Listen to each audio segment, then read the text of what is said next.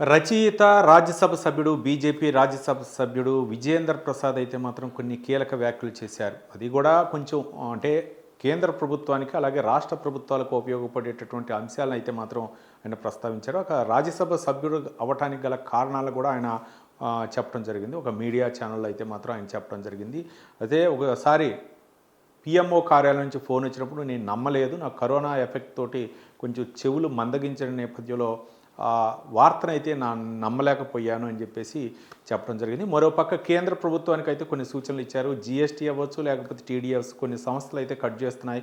అవి వెంటనే కేంద్ర ప్రభుత్వ ఖాతాలో పడే విధంగా చర్యలు తీసుకోవాలి. అంటే చాలామంది దగ్గర వినియోగదారుల దగ్గర కట్ చేస్తున్నారు, కానీ అవి వెంటనే అమలు అవ్వట్లేదు.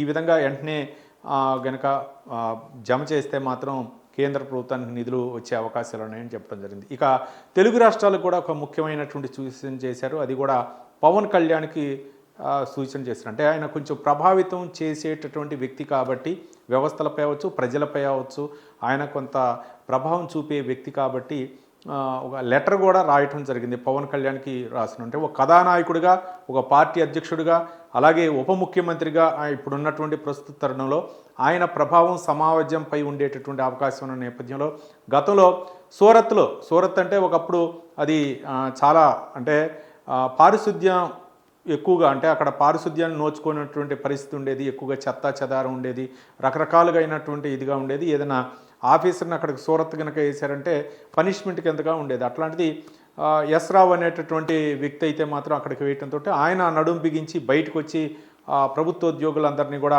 బయటికి పిలిపించి ఆయన శుద్ధి కార్యక్రమం చేయటం జరిగింది. దాంతో అక్కడ సూరత్ కూడా కొంచెం అభివృద్ధి పదంలో నిలిచింది. అదే మాదిరిగా పిఠాపురంలో కూడా పవన్ కళ్యాణ్ ముందుకొచ్చి రోడ్లు శుభ్రం కానీ లేకపోతే ఏదని కొన్ని ఉదాహరణ కూడా చెప్పాడు. ఒక చాక్లెట్ తిన్న తర్వాత ఆ చాక్లెట్ రేపటి దేవాలయాల్లో వేయం, అలాగే పాఠశాలలో వేయం, అలాగే మిగిలినటువంటి ప్రదేశాల్లో హాస్పిటల్లో వేయం.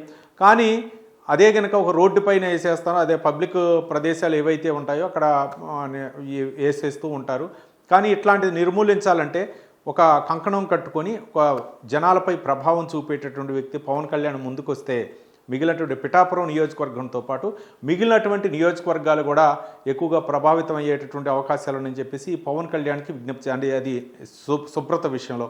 మరోపక్క నియోజకవర్గాల్లో థర్డ్ పార్టీ, అంటే ఇటు ప్రభుత్వానికి ప్రజలకి మధ్య ఆ నియోజకవర్గంలో, అంటే అన్ని నియోజకవర్గాల్లో కూడా శాసనసభ్యుడు ఆ చర్యలు తీసుకోరు కాబట్టి ఏదైనా ప్రభుత్వ కార్యాలయాల్లో పనులు అవ్వకపోతే థర్డ్ పార్టీ విధంగా వివిధ సామాజిక వర్గాల నుంచి అయితే మాత్రం కొంతమందిని అక్కడ వాలంటీర్లుగా నియోజకవర్గంలో ఒక ఆఫీసు, అక్కడ ఒక సిబ్బందిని ఉంచినట్లయితే, అంటే సామాజిక వర్గాల ప్రాతిపదికన అక్కడ కనుక ఉంచినట్లయితే ఏదైనా సమస్య పరిష్కారం కానప్పుడు ప్రభుత్వ కార్యాలయాల్లో అక్కడికి పోయి విన్నవించుకుంటే ఎంతవరకు వచ్చిందని చెప్పేసి ఈ థర్డ్ పార్టీ అటు ప్రభుత్వానికి ఇటు ప్రజలకి మధ్య వారధిగా ఉండి ఆ సమస్యను పరిష్కరించే అవకాశం ఉంటుందని చెప్పేసి తన సూచన కూడా చెప్పడం జరిగింది. మొత్తానికి ఇది ఏదైతే శుద్ధి కార్యక్రమం ఉందో, పారిశుద్ధ్య కార్యక్రమం ఏదైతే ఉందో అది చాలా ముఖ్య భూమిక పోషించేటటువంటి అవకాశం ఉంది. గతంలో జన్మభూమి అవ్వచ్చు, లేకపోతే రకరకాలకైన కార్యక్రమాలు చేపడుతున్న ఒక పవన్ కళ్యాణ్ గనక తెలుగు రాష్ట్రాల్లో గనక ప్రభావం చూపేటటువంటి వ్యక్తి కాబట్టి పవన్ కళ్యాణ్ పిఠాపురం నియోజకవర్గంలో ఈ యొక్క కార్యక్రమాన్ని గనక మొదలు పెడితే